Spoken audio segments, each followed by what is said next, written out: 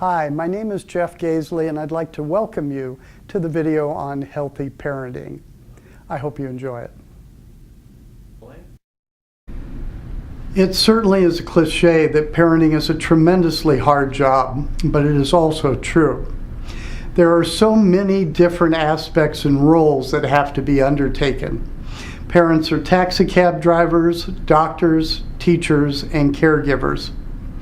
The amount of care that one has to give is essentially a 24-hour job. There's absolutely no way that a person can be there with a child fully to interact with them, to teach them, and value them while maintaining a balanced life of their own. It is simply an overwhelming job. A parent has to do the best they can. The most difficult part is that one has to be a whole, independent person if they are going to be a good parent. A good parent really cares about themselves, really wants to be a parent, and has enough emotional and financial resources in order to be a good parent. That is often a rarity. The chances of most parents being individuated and of having had healthy models for their own parenting are extremely slim. It's a job that people don't really get training for.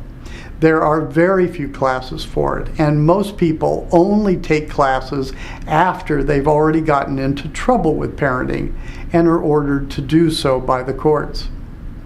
Or they take the classes if they get divorced.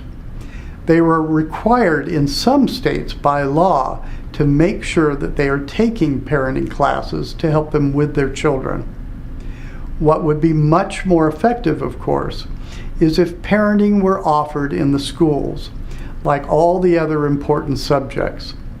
It would also be helpful if parents had parents who were also loving and giving and truly available for them. Because if a parent has infantile childhood needs that have not been met, they very simply cannot be there for their child to the degree that the child will need them. Many parents don't really know how children think. In some ways, children are very different, and in some ways, they're very similar to adults. Time for a child is extremely different than time for an adult. For a child, a minute feels like an hour. So when they hear just a moment, they're going to interrupt a person in about 20 seconds, if they're lucky. 5 seconds is much more likely. The child, however, is not misbehaving. They have waited the right amount of time, given the time sense of a child.